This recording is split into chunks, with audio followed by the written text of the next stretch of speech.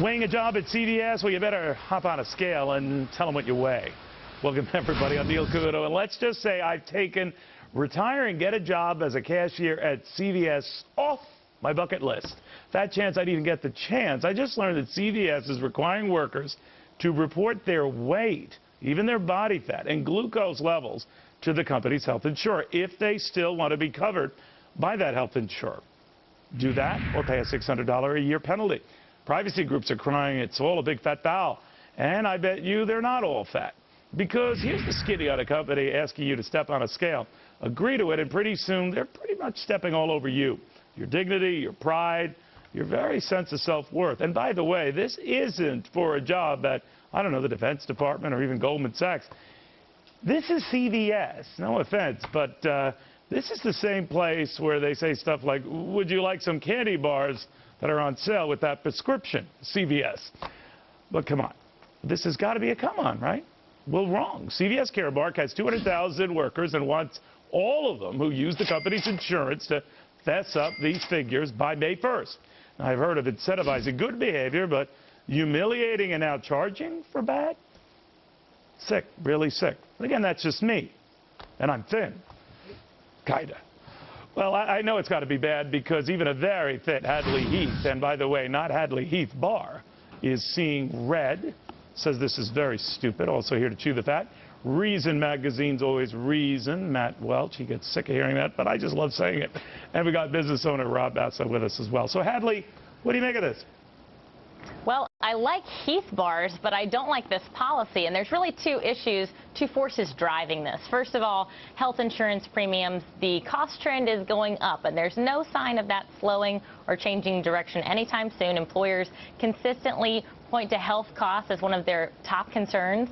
Another side of this is Obamacare. Quite frankly, you know, we've heard so much about how we don't want our bosses in our personal business. We don't want our bosses in our health care information. But when our bosses are one of the many payers in a chain of this payment system, then they become very interested in how much we're going to cost them in terms of health insurance and health costs. I think you raise a good point, Matt. It is perfectly understandable in this environment to watch your costs and to watch, I guess, the risks to those health costs. Why do we have our health insurance dictated by where we work? What is that? I mean, that's because of wage and price controls in World War II era, and we've just kind of, where we had them, and so I understand, but it is what it is. It is what it is, but that's what you get. Obamacare could have departed from that. It could have said, let's go towards a system where we get to own our own health care, where the person snooping on us is us, and our insurance companies making a deal with one another, and that could be portable when we went to a new job. Obamacare said, no, we're going to double down on the existing system and cement that tie between employer and employee. But maybe, or usurp it with a government single-payer system that takes it out of the equation. Well, yeah, and then the government is the one snooping in on you. Ultimately, you don't own your own information, and so this is an inevitable, creepy result of really bad public policy. And he says that, and he's very thin and fit. All these guests are, which is kind of bugging me, because I had specifically asked book an obese person, but I'll get to the producers after the show. Rob, what do you make of it? You're going to see more and more of this, especially from large and medium-sized organizations. You look at CVS with 200,000 employees. They're just mimicking what the federal government is modeling. They're saying be invasive, you know, control the health care costs. I can't really blame them. I don't like the intrusion, but I understand what they're up against. They're up against increased health care costs. And think about it. They're a public entity. Their job is to add shareholder value and shareholder equity. So if they get to lower their expenses by having more healthy employees, that's what they're going to do. It doesn't make it any better, because the flip side is they're going to be infringing on people's personal rights. Sharing information with a third party, aren't there HIPAA rules against some of this? And by the way, the notion that, because CVS has said that they're not doing this, but I just want to quote them verbatim. This is from CVS. We want to help our employees to be as healthy as they can be, which is why we decided to implement this plan. And healthy as can be would be, if you're fat, don't be here. And Hadley, I could be wrong, but I'm reading into that certainly if you're not going to hop on the scale or provide any of this stuff, they've assumed you're unhealthy anyway, right? Right. You know, MIT health economist Jonathan Gruber looked at this policy, felt uneasy about it, said there's a thin line between discriminating against sick workers and then having what might be called a wellness program. CVS might be looking into getting their benefits provider to suggest a wellness program. But as Matt mentioned, the best wellness program is giving individuals the opportunity to oversee their own health care, their own health care decisions. And that is the only kind of empowerment that can come through direct transactions from patients and doctors without all these many payers in the system clogging up the paperwork and the pipeline of money in between. Neil, here, Duke University recently did a study, and they showed that obese individuals cost up to $51,000 or $52,000 in workers' comp claims compared to a healthy individual, which was only $7,000 or $8,000. So CVS is just looking at this and saying it's pure numbers, plain and simple. They're not looking at the humanistic side of this, which is what we're discussing right now. They care about the numbers. I understand, but Matt, I also think there's a threat here, and it could just veer this direction, where we create this master working race, right? It's of thin, fit people, not people who are limping or fat and limping, because they just look risky.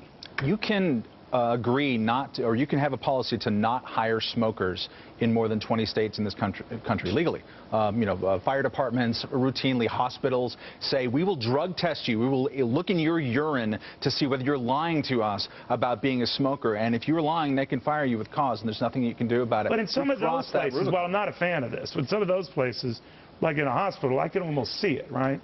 But let's say the cashier at CVS. No, I mean, I took I had to take a drug test at the Los Angeles Times, right? Did you pass it? As far as I know, they didn't give me a grade. I really wanted to. I thought I'd get a B+ this time.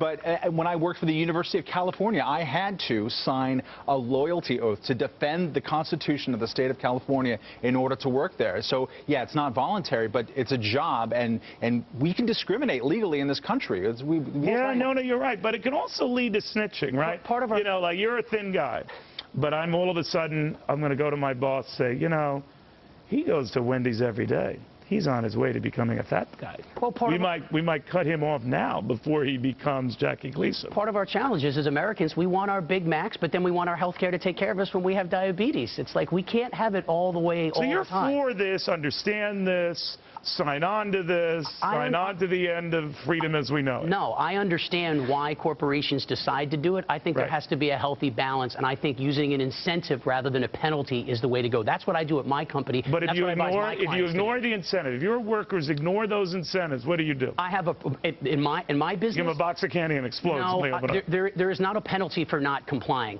It's if you comply. We have wellness programs. But you're looking at them all the time, right? No, it's not really the way that it happens. I think most small and medium-sized employers don't look at their staffs that way. Okay, Hadley, I hope he's right. I hope he's right. But the cynic in me says it leads to that type of thing. Listen, people are individuals. You know, every person has their own body. They have their own health care needs. They have, you know, their preferences, how often they want to see a doctor or not see a doctor. All of those things impact our health care costs. So looking at studies about groups of people or looking at how overweight you might think this or that worker is, that's putting people into groups and classes. And the bottom line when it comes to health care is there is no one-size-fits-all. And that's the mistake of Obamacare. That's the mistake of any federal top-down health care program. That's why we need to empower individuals to interact directly with their doctors as patients. All right, I want to thank you all. In the meantime, I'm going to try to get my hands on Matt's reports that he submitted over at the LA Times and tests and all, because I'm just not buying. I'm kidding. All right, meanwhile, and you thought businesses were riled up.